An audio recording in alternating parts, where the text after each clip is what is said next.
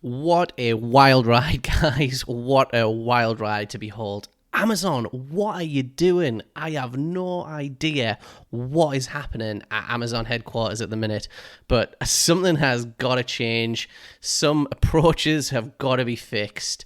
I am, of course, referring to everything that's going on with the Rings of Power at the minute. It has been absolutely tanked by audiences. I mean, Rotten Tomatoes isn't exactly the most reliable source of information these days, and we've actually seen that on display in this whole saga that's going on with Rings of Power. We've seen them review brigading. We've seen them basically filtering and destroying audience reviews that they deem trollish. But nevertheless, it still sits at 39% audience score. I do think that if a lot of reviews hadn't been deleted, it would be a lot lower than that. Rotten Tomatoes seems unwilling to let it go beneath 39%, so that's where we're at. And this whole fiasco just got me thinking. It got me thinking about the tender year of 2017, which now seems so far away. But I actually pulled up this article here from 2017, which was when Amazon bought the rights to Lord of the Rings.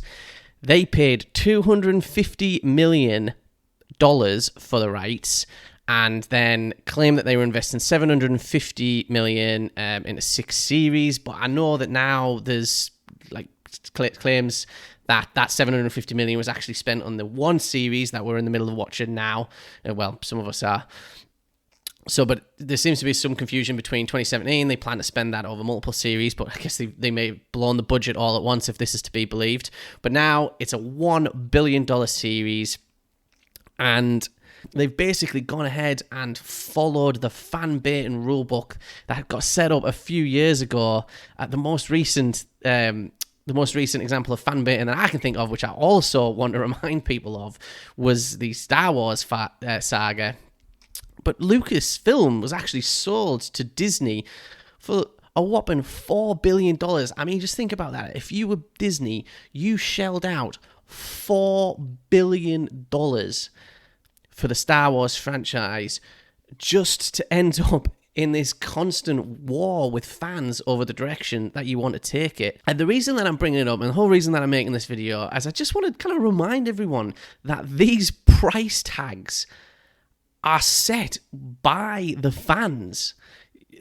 What Amazon and Disney seem to forget is the whole reason these IPs have this kind of value. I mean, they obviously think that these IPs have this value, right? They were willing, Disney being, in this case, willing to shell out $4 billion.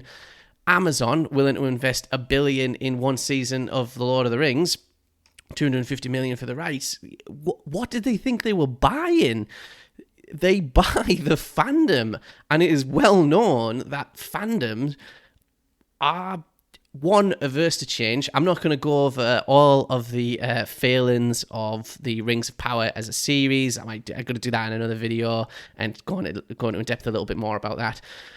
But it's just, this IP is sat on Amazon's balance sheet, right? And the value of it, it's an intangible asset. So the value of it is basically what people think it's worth, what fans are willing to come out for it, you know, what the property is worth going forward.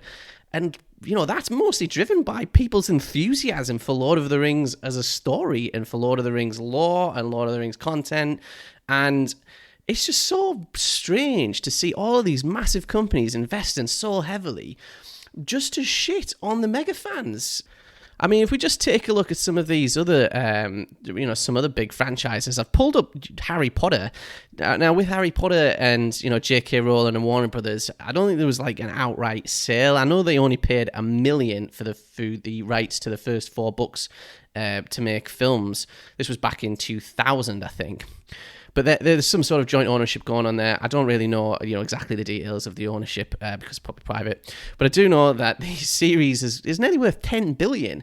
That is a huge amount of money. And where has that $10 billion come from? It's coming from the fans. And I remember back in the day when new Harry Potter books were being released, you would get people queuing up at midnight outside of bookstores, like Like that's mega fandom, really, and that mega fandom is what people are trying to capture when they pay these massive amounts of money. Amazon has paid 1 billion in an attempt to grab some of that mega fandom because, I mean, let's face it, they haven't really produced any showstoppers in terms of shows. I mean, whatever they made, they had Man in the High Castle, but that's got nothing on what HBO in particular seem to be the absolute kings of protecting IPs these days, and Netflix. I mean, Netflix's shows, I mean, they do vary in quality, but they seem to be universally better than Amazon's.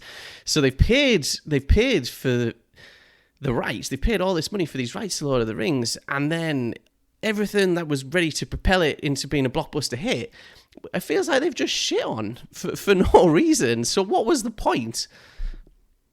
They must have known with all of the creative decisions that they've made with the Rings of Power series, they must have known that there was going to be some sort of backlash. I mean, they haven't just picked any old IP. I look here. I hate calling it an IP because these companies, Amazon and Disney and stuff like that, they're ran by executives, and so they've got us into calling it intellectual property. I mean, yeah, that's all these people who sit in board meetings and worry about shareholder value. Yeah, that's probably all they see when they say Lord of the Rings or they see Star Wars. They probably just think it's a figure on our balance sheet, right? It's an intangible asset that we have. So, and we've all taken to calling it IP, but I don't really like it. It's a story that people love, and they've paid all this money for it, and they must have known that they've picked the oldest, some would say the godfather of universe and world crafting and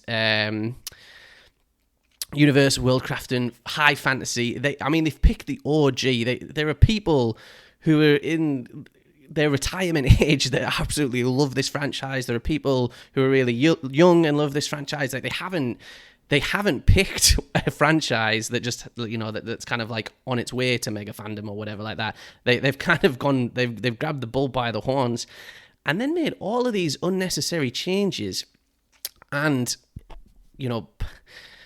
many would argue, myself included, not really backed up this billion that they've spent in it by having a compelling story. And they must have expected it. I mean, they must have expected the backlash from the fans over this. And that's what they've gotten. I've heard a new word be tossed around on the internet, within the cultural zeitgeist that we all participate in, called fan baiting. And it is right. It does feel like some decisions and some communications with fans are designed to get fans riled up.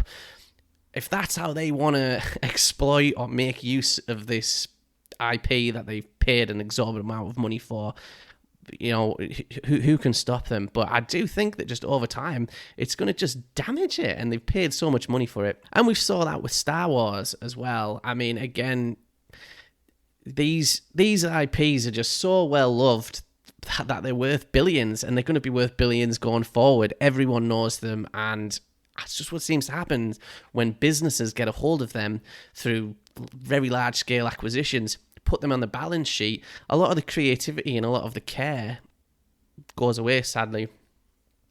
And you can't help but feel like there's going to be some buyer's remorse. If there's not now, there's got to be in the future, because this Amazon and Disney have set up a climate. They've set up an environment with their fans that's very toxic. They're just making some bizarre decisions that they probably know aren't going to go down well. But I'd also like to take this opportunity to say, I'm not just talking about casting decisions.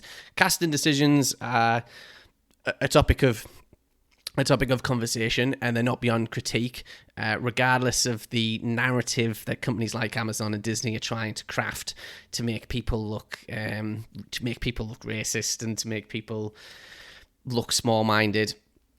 Even those kinds of decisions aside, I think Rings of Power has made lots of controversial choices from a law perspective, and really just undersold itself and failed in some pretty critical areas. I mean, there's been a lot of discussion about writing and stuff like that. And, if you choose if you choose a beloved franchise, which is, is a beloved franchise, which is why you've paid such a stupid amount of money for it, you know that it's a franchise, it's a story that everybody loves, that's going to drive a lot of attention, and then it ends up not being good attention when you don't stick the landing. You can't complain. You can't act surprised. You're like, oh, what? Everyone loved this story. Oh, we didn't know. We thought we were paying a fucking $1 billion for some booky ass story that nobody's fucking heard of. No, they know that if they don't stick the landing with these purchases, there's gonna be backlash, and there has been backlash, and that's all. I really just wanted to make this video just to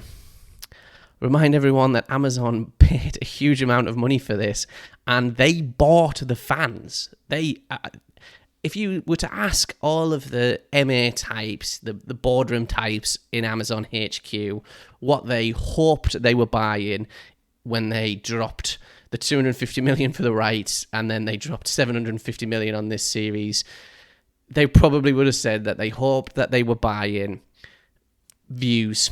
5-star. Oh yeah, we just hoped all the millions of people who've loved it over different generations, going all the way back to the 1940s, 1950s, all the way to today. Yep, all those people who love it. We just hope we could just have a wet shit of a story being told, and we hope that they just like it. I'll go and watch some more Lord of the Rings. That'll be nice, yeah. And what they were actually buying was a fan base that seems to be a lot more sophisticated than they realised, or maybe they did realise and didn't care. But they thought they were buying just guaranteed blockbuster. They were like, oh yeah, how can we fuck up? You know what I mean? We pay $1 billion for Lord of the Rings. I mean, that'll drag us out the depths that we're in. I mean, if you look here and read their this is from their 2021 annual accounts. Everyone knows they haven't had much success in the streaming service space. You know what I mean? They talked here about their hit franchises, the marvelous Mrs. Maisel, I've never heard of it, The Boys, Bosch, and Jack Ryan. I mean, the only one I've heard of there is Jack Ryan. But along the way, we've learned a lot about producing compelling entertainment with memorable moments and using machine learning and other inventive technology to provide a superior quality streaming experience with useful and relevant data about actors, TV show, blah, blah, blah. You might have seen one of these in our recent new hit series Reacher, which I didn't, and you'll hopefully see it in our upcoming Lord of the Rings series launch coming Labor Day 2022. Well, I don't think there was anything learned there. I mean, I wouldn't know. I mean, I didn't watch anything else by Amazon, which maybe and I also don't know anyone who watched anything else by Amazon either. I mean, I've got multiple friend circles who don't really see Prime as a place to watch the sort of like top end content. I think Netflix still right up there, and if we're being honest, HBO still the kings, still the biggest show in town when it comes to creating quality TV series and stuff like that to watch. Still a king in town. And that's it for this video, guys. Thanks for tuning in. Yep, if you've ever felt like you've wasted some money, just remember, Amazon paid £1 billion for this, and look what they've done with it. Absolutely fucked it.